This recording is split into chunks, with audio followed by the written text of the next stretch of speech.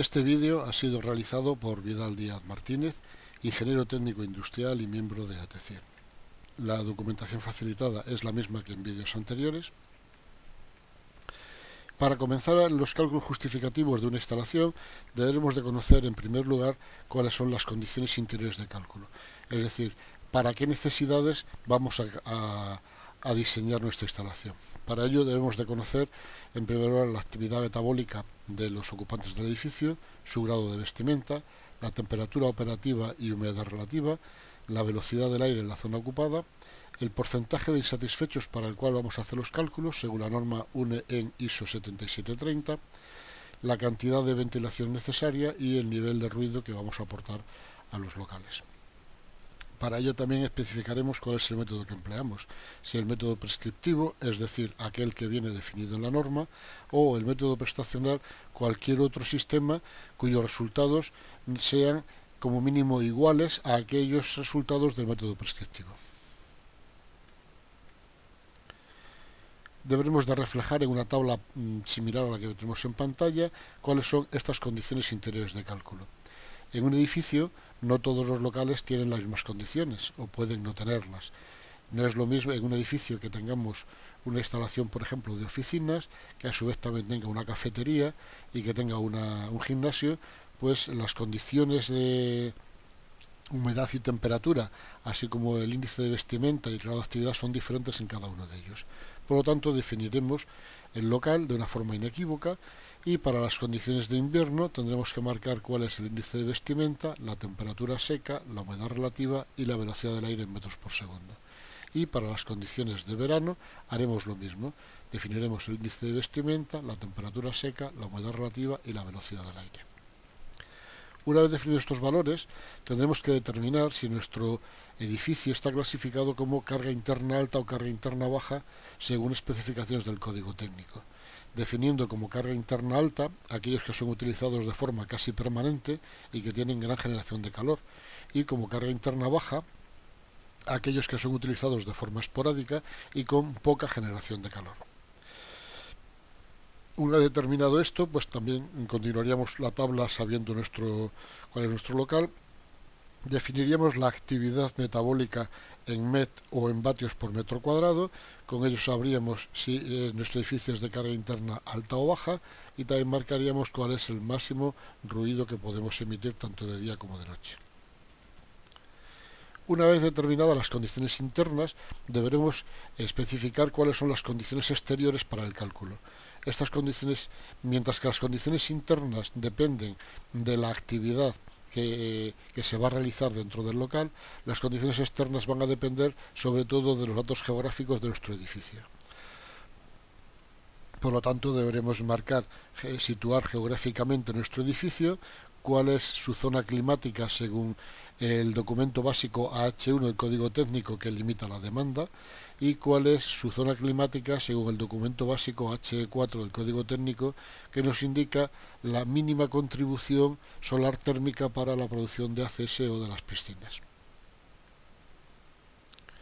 Y por lo tanto llegaríamos a tener una tabla parecida a esta, en el que marcaríamos la temperatura seca mínima, el nivel percentil con el que vamos a trabajar. Ya se vio en su momento que para condiciones de calefacción trabajaríamos con el 99 o el 99,6%, cuál es la temperatura seca mínima para ese nivel percentil, la oscilación media diaria, la humedad relativa coincidente y la oscilación máxima anual.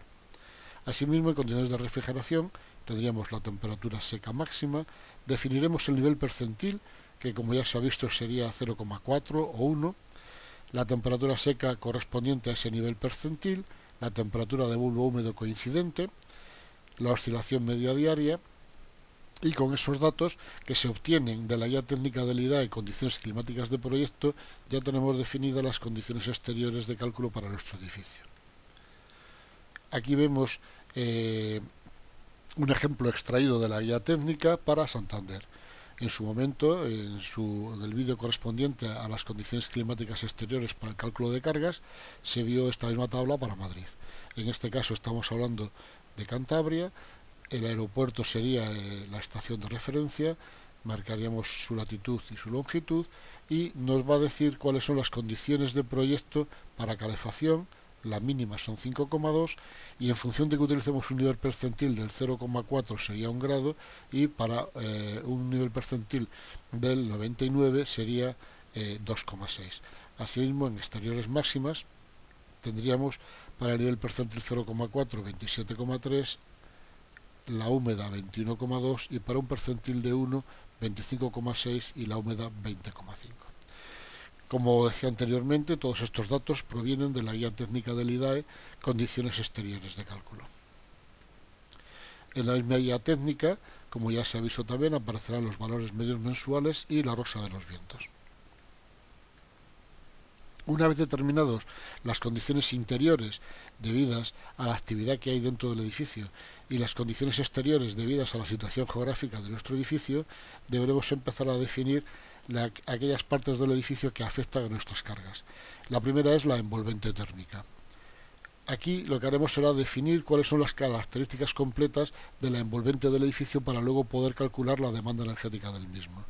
Utilizaremos información que proviene del proyecto de arquitectura, utilizaremos también el anexo justificativo del documento básico HDE1 del código técnico.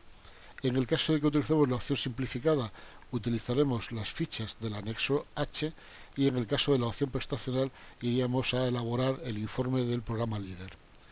Y finalmente lo que haremos será la justificación del cumplimiento de la HE1.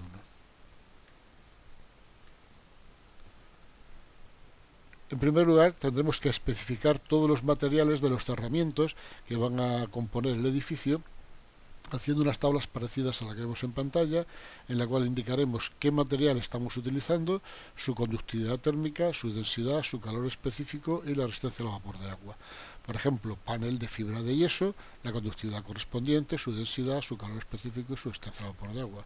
Haríamos esto para todos y cada uno de los elementos que van a componer los paramentos exteriores e interiores del edificio, así como para los huecos. Para ello definiríamos primero los tipos de vidrio y a continuación los tipos de marco. De tal manera que una vez que hemos obtenido estos datos podamos definir los cerramientos. En el caso de los cerramientos exteriores, los paramentos verticales se definirán de exterior a interior y los paramentos horizontales de arriba a abajo, como indicamos en el módulo correspondiente a la memoria. Para ello, una vez que hemos definido un cerramiento, definimos por las capas correspondientes, la capa exterior, la capa 1, la capa 2, la capa 3, tenemos que especificar para cada uno de ellos su espesor, su conductividad térmica y su resistencia térmica. De tal manera que una vez que hayamos compuesto nuestro cerramiento, obtendremos una transmitancia que es lo que nos va a servir para hacer el cálculo de cargas térmicas. Aquí vemos un ejemplo puesto de otra manera, pero en el caso es lo mismo, en el que definimos el paramento desde el exterior hacia el interior, listamos todas las capas con sus condiciones térmicas, con su espesor y al final obtenemos una transmitancia de 0,37 vatios metro cuadrado grado Kelvin, que tiene que estar dentro de la caracterización del código técnico en su H1. Asimismo, nos dice que la protección frente al ruido es de 8 decibelios. En cuanto a los huecos, tendremos que hacer una tabla parecida en la que definiremos el tipo de ventana que tenemos y para cada tipo de ventana sus características, el área del hueco, el área del marco, el área del vidrio, la transmitancia del vidrio, la transmitancia del marco y por último la transmitancia general del hueco y su factor solar, que son los que utilizaremos para el cálculo de cargas. Aquí vemos un ejemplo también de cómo se puede definir el tipo de ventanas, en el que primero definimos la ventana, cuál es su acristalamiento, el material del marco, la transmitancia del marco, la fracción de marco que hay respecto al hueco, la transmitancia del hueco total con su factor de sombra, el factor solar modificado y el aislamiento acústico.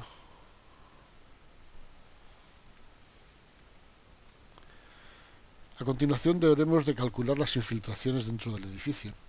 La forma de cálculo ya se ha visto en capítulos anteriores y habrá que tener en cuenta que en el caso de que el edificio esté climatizado y por lo tanto lo tengamos en sobrepresión, este valor sería nulo. Posteriormente debemos de calcular cuál es el caudal mínimo de ventilación de cada uno de los locales. Para ello tendremos que tener en cuenta cuál es el IDA que necesitamos en nuestro local y cuál es el método que vamos a utilizar. Podremos utilizar en principio cualquiera de los cinco métodos que nos recomienda el RITE. Los dos métodos directos, como puede ser la calidad de aire percibida en decipols o la concentración de CO2, teniendo en cuenta cuál es la concentración de CO2 en el exterior y que la concentración interior no debe de superar nunca en más de 300 partes por millón la concentración del exterior. También podemos utilizar el método de dilución, que está definido en la norma en 13779, o lo que es más corriente, cualquiera de los dos métodos indirectos, es decir, el caudal de aire por número de personas. Conociendo la ocupación de cada local, utilizaremos en función del local los metros cúbicos hora por cada persona necesarios, o bien por metros cuadrados de local, y lo que haríamos sería establecer cuántos metros cúbicos hora de aire exterior necesitamos por cada metro cuadrado del local. En cualquier caso, siempre utilizaríamos el mayor de los dos. Los metros cuadrados de local se utilizaría siempre que haya un local grande pero con muy poca ocupación, y en cualquier caso siempre nos dará como mayor el número de metros cúbicos hora por persona. Por lo tanto, también haríamos una tabla de este tipo en el que, denominando el local, pondríamos su ocupación por personas o metros cuadrados, su actividad, el IDA necesario y por lo tanto la ventilación necesaria en metros cúbicos hora para cada uno de los locales. Con todos estos datos ya podemos realizar el cálculo de cargas térmicas. En principio deberemos de mencionar cuál es el método que se utiliza. En el caso de utilizar un programa informático tendríamos que definir cuál es la marca y la versión que estamos utilizando, y para ello necesitaremos ya todos los datos que hemos visto hasta ahora: la transmisión, la radiación solar, la iluminación, el número de ocupantes, la cantidad de ventilación, la infiltración si existe, la orientación del edificio, su intermitencia, su simultaneidad, y los cálculos que haremos será por locales utilizando la carga máxima simultánea. En una planta de un edificio que existan varios locales, no siempre se da la carga máxima a la misma hora, puesto que los locales tienen diferente ocupación y también tienen diferente orientación. En los locales orientados al sur, la máxima carga se dará a mediodía, mientras que las orientaciones este y oeste se darán a primera hora de la mañana o por la tarde. Lo que haremos será calcular la carga máxima de cada uno de los locales y luego calcular en qué momento del día las cargas de todos los locales es la máxima de esa zona. Definiremos para ello también los horarios de funcionamiento de cada uno de los locales. Evidentemente puede haber un local que su carga máxima por radiación sea a las 12 del mediodía, pero sin embargo su carga máxima por ocupación sea a las 4 o a las 5 de la tarde. Entonces habrá que definir este horario para que el programa nos calcule cuál es el momento del día en el que tiene su máxima carga. Y también definiremos cuáles son las cargas internas: la aportación por personas, la aportación por aparatos, las cargas por iluminación, que serán positivas en cuanto a nuestra generación de calor en invierno, puesto que es calor que aportamos al sistema, mientras que serán negativas en verano, puesto que tendremos que aportar mayor cantidad de refrigeración para poder combatir esas cargas. Asimismo, hay que definir la aportación de las bombas y los ventiladores y las pérdidas que tengamos en tuberías y conductos. Una vez definida la cantidad de ventilación que necesitamos, también tendremos que definir si es necesaria o no la recuperación del calor extraído de este aire. En el caso de que sea necesario, es decir, para ventilaciones superiores a 1800 metros cúbicos por hora, tendríamos que definir la eficiencia del recuperador y la existencia o no de la humectación adiabática en el lado exterior. Y por último, haríamos un resumen de potencias caloríficas y frigoríficas. En principio haríamos un resumen por locales, cada local, su superficie, su ocupación, su carga latente máxima, su carga sensible y por lo tanto la carga total en refrigeración, así como la carga sensible, que es la total en calefacción. Todos estos datos de cálculos por locales, zonas y edificios se pueden aportar desglosadas dentro de este capítulo, y si es muy extenso se podría hacer un anexo que se llame cálculo de cargas térmicas. Conocidas las cargas por locales, lo que tendremos que calcular son los subsistemas. Por ejemplo, en un edificio de varias plantas, cada planta puede comportar un subsistema, o cada ala, la suma de alas de varias plantas sería un subsistema. En este caso, lo que tendríamos que realizar sería identificar los locales que componen el subsistema, sus datos correspondientes de superficie y ocupación, sus cargas máximas latente, sensible y la total de refrigeración, así como la sensible y total de calefacción. Una vez que tenemos esas cargas, también añadiremos las cargas propias del subsistema, ventiladores, bombas, pérdidas por aislamiento, etc.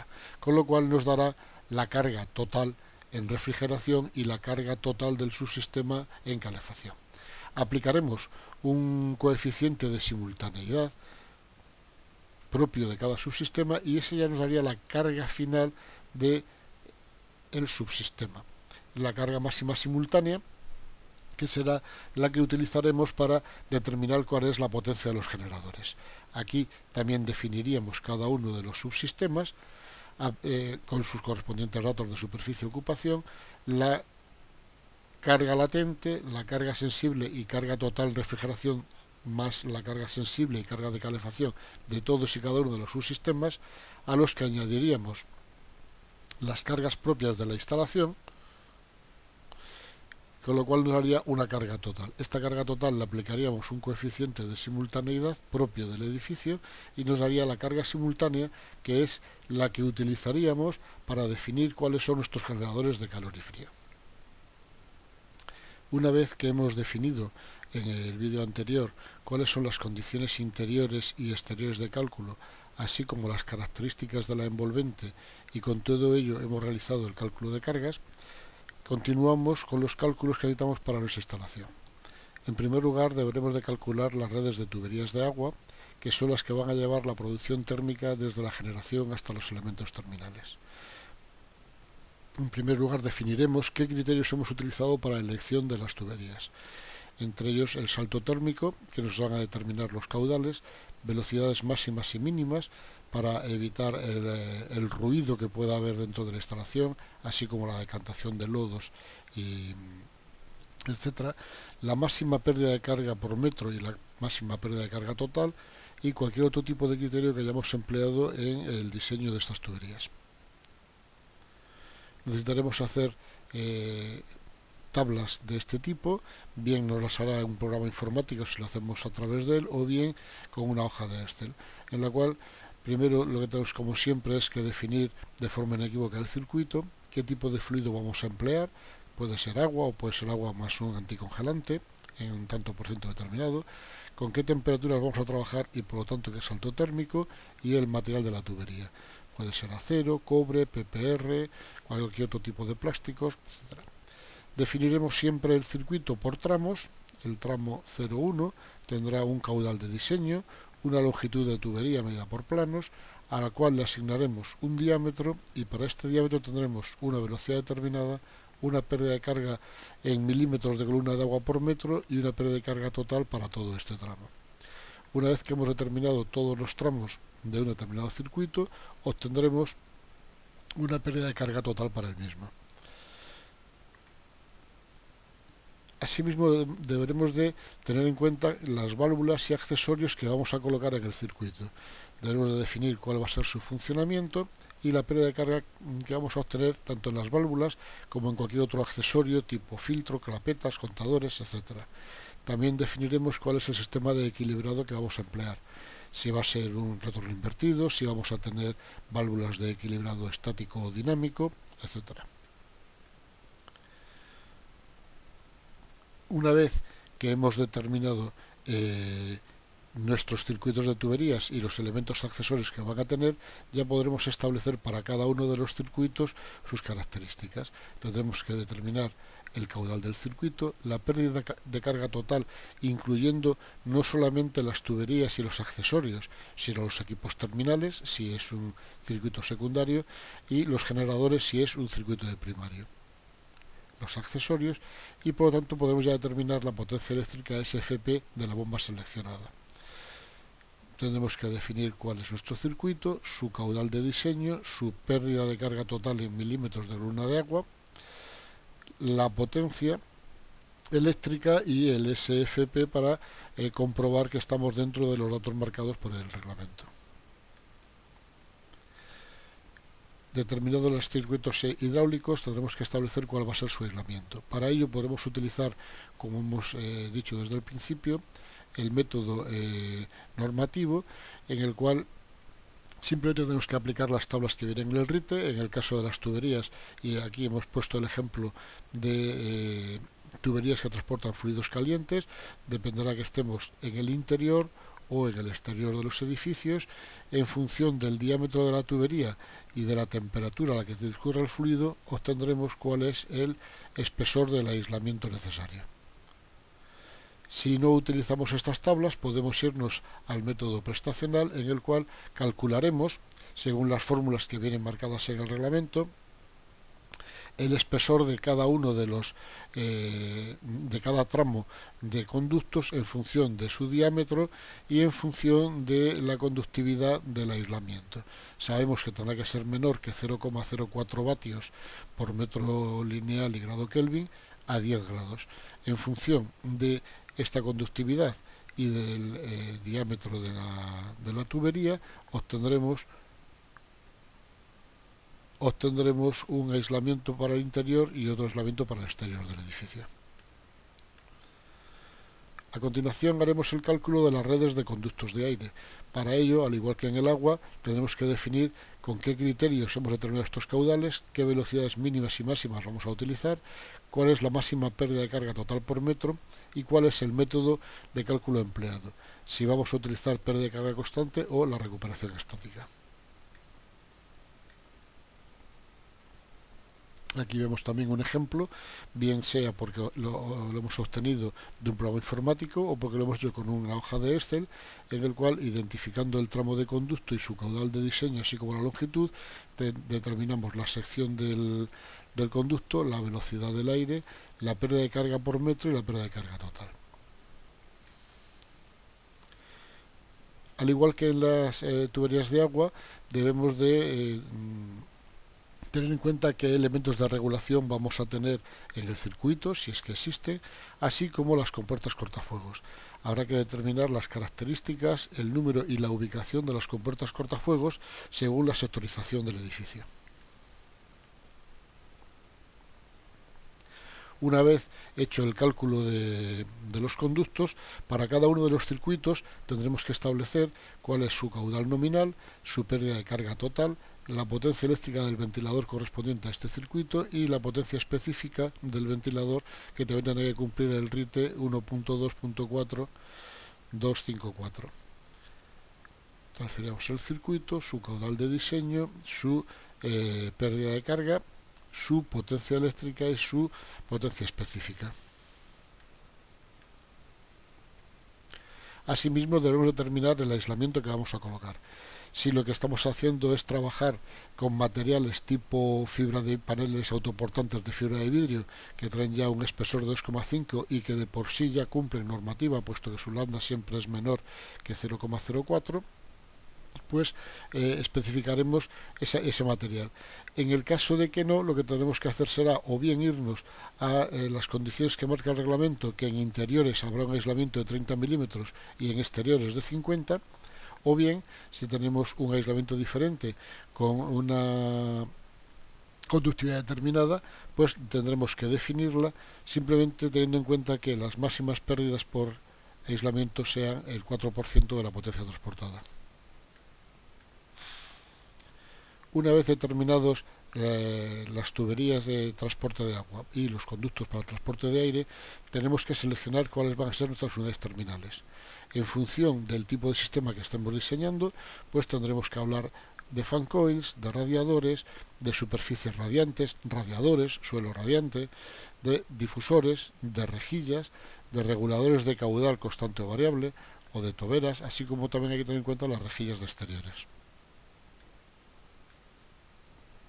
Aquí tenemos un ejemplo de una tabla para seleccionar los fan coils, en el cual tenemos que determinar cuál es su instalación, marcar claramente el subsistema, el número del fan coil respecto al total, si sabemos ya o si queremos poner fabricante y modelo.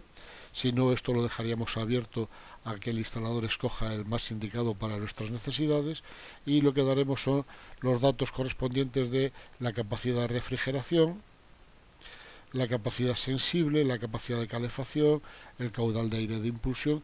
Todos estos datos habrá que reflejarlos siempre a las condiciones del proyecto.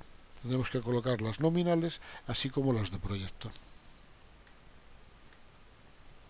En cuanto a unidades terminales de aire o UTAs, también podremos hacer una tabla parecida a la que tenemos en la pantalla, en la que tenemos que definir cuál va a ser su ubicación interior-exterior. Esto es importante en cuanto a la terminación del equipo.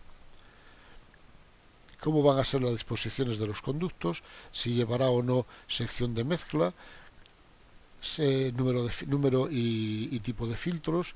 Definiremos la batería de frío, si va a ser agua o refrigerante, la temperatura del agua, la densidad del aire, las condiciones del aire a la entrada, a la salida y la potencia frigorífica. Definiremos también la batería de calor.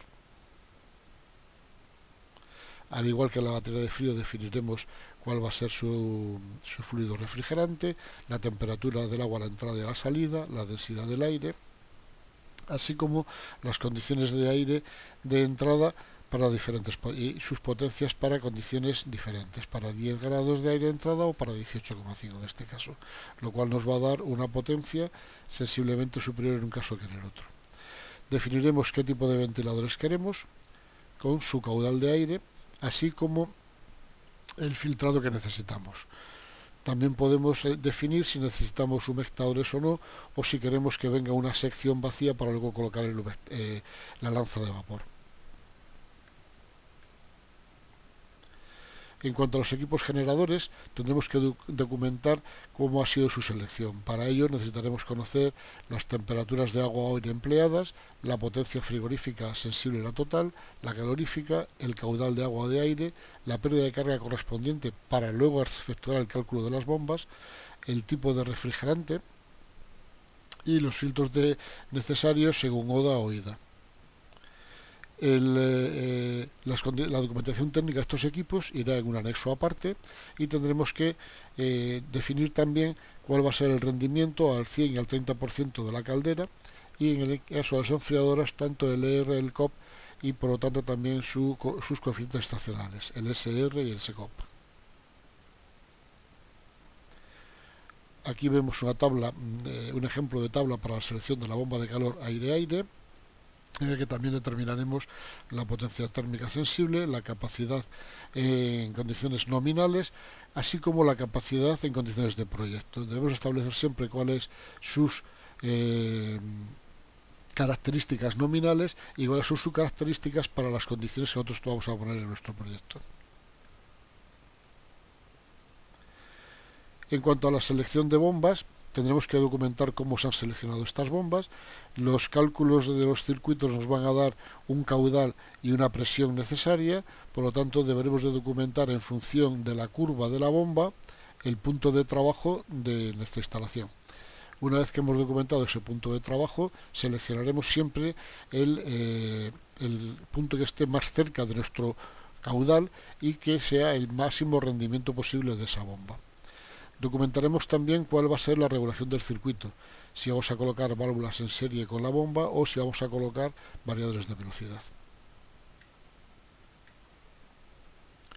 Para seleccionar una bomba también haremos una tabla parecida a la siguiente, en el que en este caso es un grupo de 3 bombas, cómo queremos que sea la bancada y el cuerpo, si lleva colectores, el tipo de control que va a llevar, las protecciones, la presión máxima de servicio y sobre todo el caudal de la instalación y su pérdida de carga.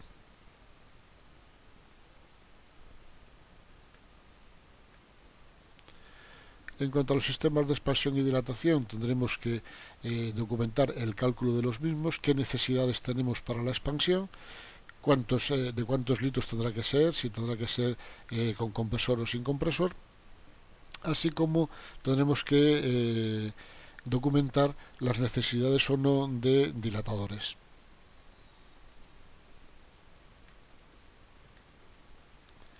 A continuación documentaríamos la elección de los elementos de seguridad, alimentación y vaciado según normativa, y la necesidad o no de depósito de inercia o acumulación. En el caso de que necesitemos un depósito de inercia, habrá que justificar su cálculo y cuál es su volumen en función de qué necesidades de la instalación. Y comenzamos con la definición de la sala de máquinas. En primer lugar, debemos de justificar las dimensiones de la sala de máquinas según el reglamento de instalaciones térmicas, que nos indica que la sala de máquinas tendrá una altura mínima de 2,50 y una altura libre mínima de 0,50 metros por encima de la caldera. Asimismo, nos hace distinciones entre que la caldera tenga un quemador de combustión forzada o tenga la caldera tenga un quemador de combustión abierta en cuanto a la necesidad de distancias entre calderas y paramentos. También tenemos que tener en cuenta que las puertas de la sala de calderas deben de abrir siempre hacia afuera y sin ningún tipo de limitaciones en su apertura. Y habrá que tener en cuenta que para cuando tengamos la necesidad de limpiar las calderas, el interior de las calderas, podamos abrir la puerta sin la necesidad de desmontar el quemador. En el caso de las calderas que estén alimentadas a gas, deberemos de tener muy en cuenta las condiciones de seguridad que nos marca la norma UNE 60601. Para ello, deberemos de comprobar y justificar los niveles de ventilación de la sala de máquinas, bien sea natural o forzada. Deberemos de justificar la existencia de un cerramiento de baja resistencia mecánica, cuya resistencia será la mitad que el resto de los paramentos, y que la incorporación de un sistema de detección de fugas que tendrá un detector cada 25 metros cuadrados, pero como mínimo 2 detectores sea cual sea la superficie de la sala. Este sistema de detección se activará cuando la concentración de gas en la sala sea superior al 50% del límite inferior de explosividad y cortará el suministro a la misma a través de una válvula de corte cuyo estado normal siempre será cerrada. Esta válvula de corte de suministro deberá ser de rearme manual. Esto es así puesto que en el caso de que el sistema de detección se active porque la concentración del gas supera el 50% del límite inferior, lo que hace es que nos corta la válvula, pero en el caso de que debido a la ventilación esa concentración baje de 50, el sistema de detección no nos vuelva a activar la válvula, sino que ésta se quede cerrada, haciendo imprescindible la intervención del personal de mantenimiento, que en primer lugar inspeccionarán la sala, comprobarán el nivel de concentración de gas, rearmarán la válvula manualmente y posteriormente harán una inspección de las tuberías y de los quemadores para comprobar que no hay una fuga de gas. A continuación diseñaremos cómo tienen que ser los conductos de evacuación de los productos de la combustión, las chimeneas. Deberemos de documentar el cálculo de la sección de las mismas según el reglamento y las normas UNE y las instrucciones que nos dé el fabricante. Las chimeneas deberán conducirse a cubierta como norma general. Hay alguna excepción, como por ejemplo pues en edificios existentes calderas con bajo nivel de NOx que puedan ir a fachada, pero como norma general deberemos de conducirlas a cubierta. En el caso de los quemadores cuya potencia nominal sea mayor de 400 kilovatios, deberán tener también chimeneas independientes. Asimismo, deberemos de estudiar chimeneas independientes cuando tengamos diferentes combustibles. Y el ejemplo más claro es una sala de calderas que tenga una caldera de biomasa y a su vez tenga también una caldera de gas más pequeña que se utiliza pues en aquellos momentos en el que la caldera de biomasa está en revisión o en avería, o incluso cuando el nivel de consumo sea tan bajo que no merezca la pena arrancar la caldera de biomasa. En este caso, y sea cual sea la potencia nominal de las calderas, deberán de llevar chimeneas independientes. Asimismo, habrá que tener en cuenta el registro inferior para evacuación de condensados y limpieza de residuos sólidos, y tener en cuenta tanto las indicaciones del fabricante como las normas UNE correspondientes, bien sean chimeneas modulares o chimeneas autoportantes. Deberemos también clasificar el riesgo de la sala de máquinas según el código técnico en su seguridad contra incendios. Para ello, vemos que las salas de calderas se definen en tres tipos de riesgos: bajo, medio o alto, en función de su potencia nominal. El riesgo bajo entre 70 y 200 kilovatios, riesgo medio entre 200 y 600 y riesgo alto por encima de 600, teniendo muy en cuenta que los edificios institucionales siempre serán de riesgo alto. Y posteriormente verificaremos cuál es la resistencia al fuego de los paramentos. Una vez determinadas las medidas y los cálculos de los productos de evacuación, pasamos a la instrumentación necesaria mínima que tiene que haber dentro de una sala de máquinas según normativa. Deberemos de colocar un elemento de medición antes y después de cada proceso que modifique una magnitud. Y concretamente en una sala de máquinas cuya potencia sea superior a 70 kilovatios, que es para las cuales hacemos los proyectos, habrá que colocar como mínimo un termómetro en retorno y otro en impulsión en los colectores, un manómetro en el vaso de expansión, un termómetro en los retornos de los circuitos hidráulicos de secundario, un pirómetro o pirostato en cada chimenea y un termómetro en el retorno y otro en la impulsión, tanto en los intercambiadores de primario como en los de secundario, y en las baterías en el lado de agua como mínimo. Asimismo, las bombas tendrán un manómetro en impulsión y otro en retorno. Estos elementos de medición de la sala de máquinas, que son obligados por la normativa, pueden ser sustituidos por sondas que estén conectadas a un sistema centralizado de control. Necesitamos conocer el valor de la magnitud antes y después de pasar por el elemento, y es exactamente igual que tengamos que mirarle en un manómetro, algún termómetro dentro de la instalación, o que los veamos reflejados en una pantalla de ordenador a través de un sistema de control. A continuación, deberemos de justificar todos los cálculos de la producción de ACS. Para ello, primero tenemos que determinar cuál es el consumo diario de ACS a 60 grados. Y utilizaremos la tabla 3.1 del código técnico en su sección H4, que nos indica el consumo en litros de ACS a 60 grados por persona en función de la categoría del local que vayamos a utilizar: vivienda unifamiliar, hospitales, hoteles de 3 o 4 estrellas, escuelas, vestuarios, etc. Si no encontramos en la tabla el tipo de demanda que tenemos, deberemos de justificar su cálculo. A continuación, justificaremos a través de las tablas del IDAE cuál es la temperatura del agua de red mes a mes. Justificaremos también los cálculos del depósito de acumulación de ACS, así como el sistema de apoyo, si va a ser un sistema instantáneo, semi-instantáneo, con acumulador, si va a tener un intercambiador externo o no. Justificaremos también el cálculo de la caldera y de los intercambiadores, así como determinaremos cuál es la contribución solar mínima.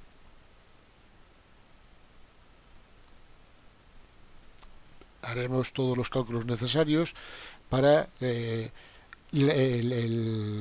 transporte de ese ACS hacia el consumo, pues bien, diámetros de tuberías, el aislamiento de las mismas, cuál va a ser el recorrido y dibujarlo en planos, así como calcularemos cuál va a ser la bomba de retorno o recirculación.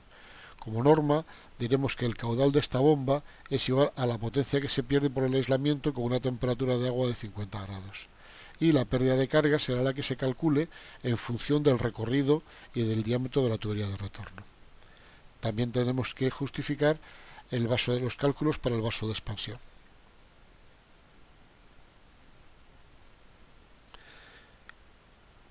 Para el sistema de instalación solar térmica, que tendrá que acompañar siempre a la instalación de agua sanitaria, deberemos también de justificar los cálculos. Para ello, a partir del mapa de las zonas de radiación solar de código técnico, debemos de primero definir cuál es la contribución solar mínima que debemos de tener en función de la zona climática, cuál es nuestro consumo de agua diario de agua y cuál es la energía de apoyo que vamos a utilizar.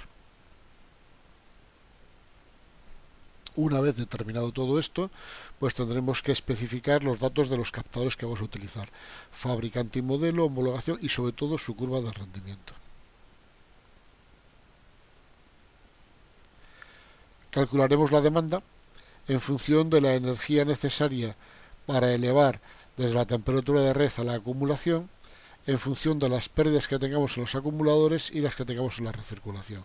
Para todo esto utilizaremos la ya conocida tabla 3.1 del código técnico. Dimensionaremos la instalación solar en función de la contribución solar anual y mes a mes. Para ello justificaremos una tabla parecida a la que tenemos en pantalla, en el que deberemos de determinar la energía necesaria para el ECS, los balances energéticos, cuál es la irradiación horizontal para cada uno de los meses, la irradiación de captadores, la contribución solar que necesitamos y la contribución solar real en cuanto a necesidades según el código técnico. Y por último tendremos el rendimiento de la instalación. Deberemos de justificar la HE4 pues describiendo cuál es nuestro campo de captadores, cuántos captadores tendremos, qué modelo de captadores vamos a utilizar, el área de apertura de los captadores, el volumen de acumulación que hemos calculado, la relación entre la acumulación y el área de captación, la contribución que hemos calculado y la contribución mínima según la zona climática. Si hay algún mes en el que la contribución solar es superior al 110% y si pasan más de 3 meses en la que la contribución solar sea mayor al 110%. Justificaremos las pérdidas por sombras y orientación y también indicaremos cuál es el rendimiento medio de nuestra instalación. En cuanto a definir los circuitos, en principio deberemos definir con qué circuito, con qué fluido vamos a trabajar en el circuito primario. Para ello tendremos en cuenta cuál es la temperatura mínima histórica en invierno. Si esta temperatura mínima es inferior a menos 5 grados, es obligatorio que utilicemos un fluido con anticongelante y tenemos que decir qué tipo de anticongelante, en qué proporción vamos a ponerle en el agua, cuál va a ser el sistema de llenado que vamos a utilizar para introducir esta mezcla de agua más anticongelante, cuál va a ser el sistema de vaciado y el sistema de reposición de fluido. En estos casos lo más normal será un depósito con una bomba conectada al circuito de primario. En el depósito haremos la mezcla de agua con anticongelante y mediante la bomba iremos llenando el circuito, de tal forma que el vaciado del circuito vaya a este mismo depósito.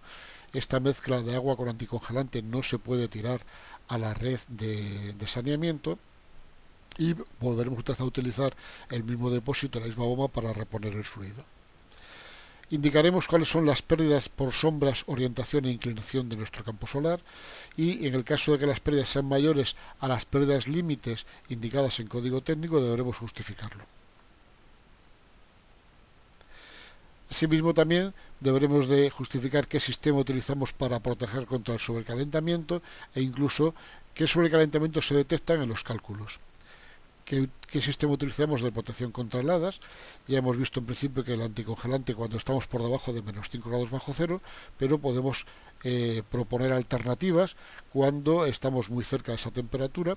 ¿Qué alternativas tenemos para que no haya congelación en el fluido del circuito primario? Asimismo, describiremos cuál es el sistema que hemos escogido para superar el estancamiento. Continuando con la instalación solar térmica, tendremos que definir cuáles son las características del acumulador solar, si vamos a utilizar un acumulador central en el caso de un edificio de viviendas o vamos a utilizar la acumulación distribuida, qué tipo de intercambiador vamos a utilizar, si es interior o interior al acumulador y su cálculo, y el cálculo de las tuberías del circuito primario, que es similar al de una instalación hidráulica, teniendo en cuenta que sobre todo si tenemos agua con anticongelante la densidad del fluido varía y hay que tenerlo muy en cuenta en el cálculo de la bomba. Calcularemos el vaso de expansión teniendo en cuenta que el volumen de expansión resultante será siempre un 10% más del calculado. En el caso de una piscina climatizada, para dimensionarla deberemos primero determinar cuál es la demanda, conocer, como veíamos antes, la distribución mes a mes de la temperatura de agua de red según la tabla del IDAE. Deberemos de justificar el sistema de apoyo, cuál es la energía de apoyo que utilizaremos para poder determinar la contribución solar mínima y los cálculos necesarios para dimensionar los circuitos, bombas, intercambiadores, como en el resto de los casos que hemos visto hasta ahora. Y en el caso de necesitar aportación solar, justificar la contribución mínima. A continuación pondremos un listado de los equipos consumidores de energía y el tipo utilizado, usando una tabla similar a la que tenemos en la pantalla, teniendo muy en cuenta en el caso de las calderas deberemos justificar su rendimiento al 100 y al 30%, y en el caso de los equipos frigoríficos el ER y el COP, tanto normal como estacional, de cada uno de ellos.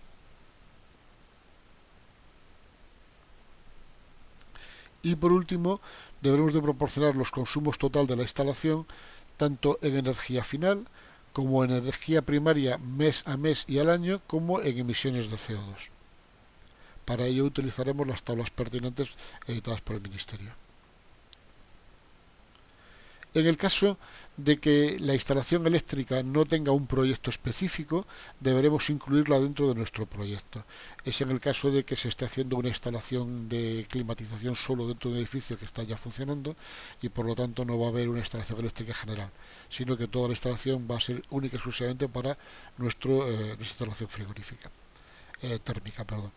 En este caso, si la instalación va dentro de nuestro proyecto, deberemos de justificar el cálculo de los consumos unitarios y por circuitos, el cálculo de la selección de líneas para cada uno de los circuitos y para cada uno de los elementos, los cálculos de las protecciones contra sobretensión en cabecera, así como el cálculo de las protecciones contra contactos directos e indirectos.